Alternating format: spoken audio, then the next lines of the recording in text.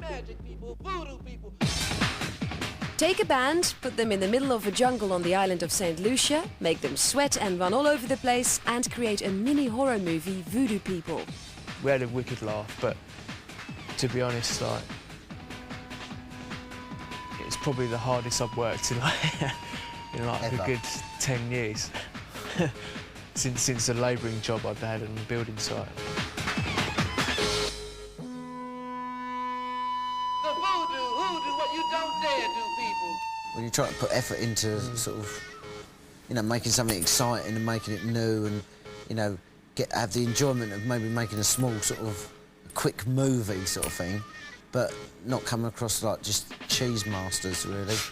You know, you want to stay cool and you know, you don't want to look back on it and think that it's not cool. From character acting to powerful performance, Poison was the tune mixing deep bass sounds and dark drum beats into a rhythmical remedy that brought Maxim to the forefront of the band. Maxim really wanted to become, at that point, much more of a sort of... He wanted to get on the vocal tip much more.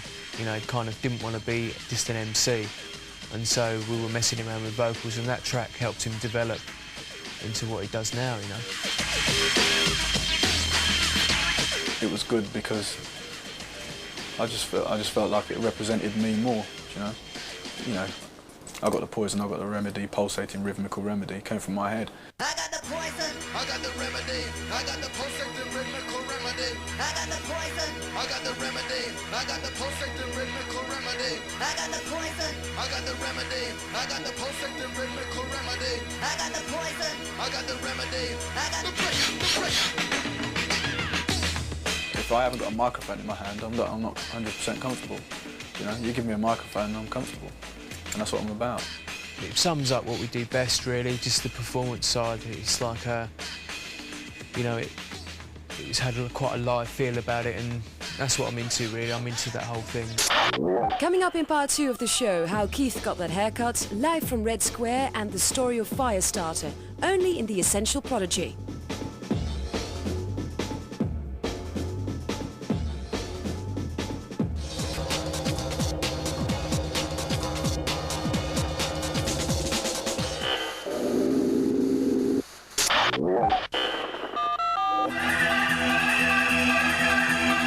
The tour that followed the release of Poison saw Prodigy taking a new direction, with Keith Flint developing his character within the band. Having the long hair was like a real kind of party, ravey thing to do. And I suddenly realised that, you know, I was still a part of that. And then I thought, and then you're getting into snowboarding and you know, some more, you know, a bit of a sort of street culture type thing going on there. You know, and I suddenly thought, I'm going to cut it all off and just dye it red. You know, one day I'm sort of having it dyed, and I said, have you got any clippers with you? And they said, yeah. So I just sort of like took the middle out and thought, well, I'll make it a bit wider and stick this bit up here. And went round Liam's, and Liam looked for his kitchen window and went, hell, what have you done? He said, no, man, it's cool, I like it, I mean, I'm down with it.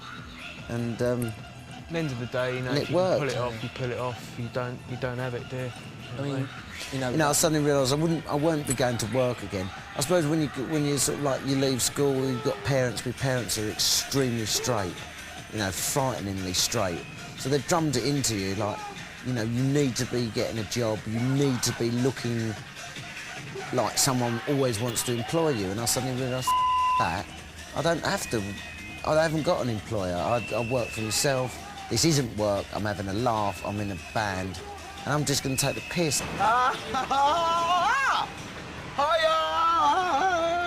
Alright, how you doing? MTV, Music Awards. Look, now I've lost the others. Where am I going? Everyone's gone, I don't know where they're going.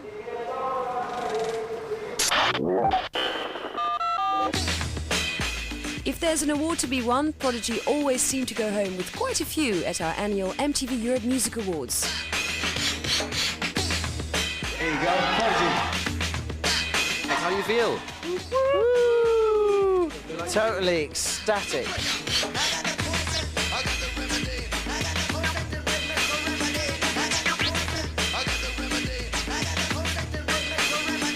Best dance, best alternative, is it?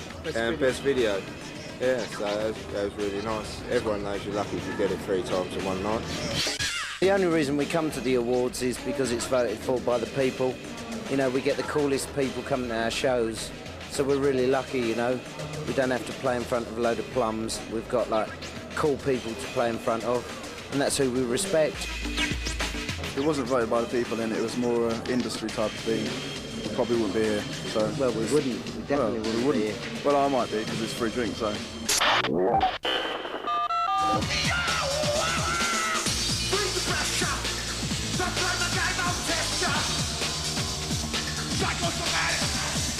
Prodigy have turned into an essential live act. Their performances are an event not to be missed, and when the boys are on stage, they take it to the max. I see myself as like 2 different people, you know. The way you see me now, and then there's Maxim in Prodigy, you know, it's something... It's like Liam's music has brought something out of me. If you saw me on stage MCing before the Prodigy, I would have just been walking up and down the stage, just MCing. But because over the years, the music's brought something out of me, inside of me. It's just like the part of me which wants to do parachute jumps, or wants to drive cars fast, that wants to jump off cliff edges and whatever. That part inside of me has been brought out, and that comes out on stage. I love doing the festivals myself, you know, all the other bands. You get to know everyone and, you know, it's just spending the summer travelling to all the festivals. I mean, it's probably what most people want to spend their time doing anyway. Listening to good live music, you know, and, you know, sort of soaking a bit of the summer up and stuff.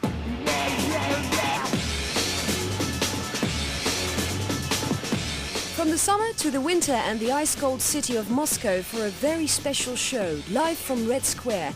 And Prodigy really did fire up the crowd from the start.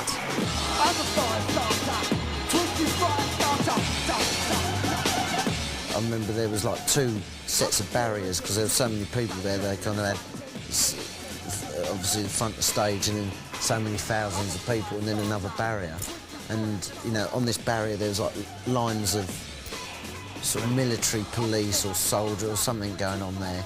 And they're like literally sort of bashing kids, telling them to get down and stuff. I remember just sort of running around there and soldiers trying to stop me and me just getting through and security sort of saying no, he's in the band, you know, but me not really sort of caring too much. Went to this second barrier and literally just pulled 2 of these soldiers down and used them to climb up onto the barrier and, you know, stirred all these people up that were being told to calm down, stirred them up and, you know, got them jumping around. And to me, that the satisfaction of doing that and the lawlessness of doing that was unbelievable. You know, in Russia, suddenly it proved to me that when you're on stage, you are lawless. What you want to do is what you want to do, and the buzz that overtakes you is unbelievable, and that really proved that to me, that you almost shocked yourself, because I don't think you push soldiers around in Russia, you know, sort of thing that you hear of people not being seen again. 1, 2, 3, 4, yeah!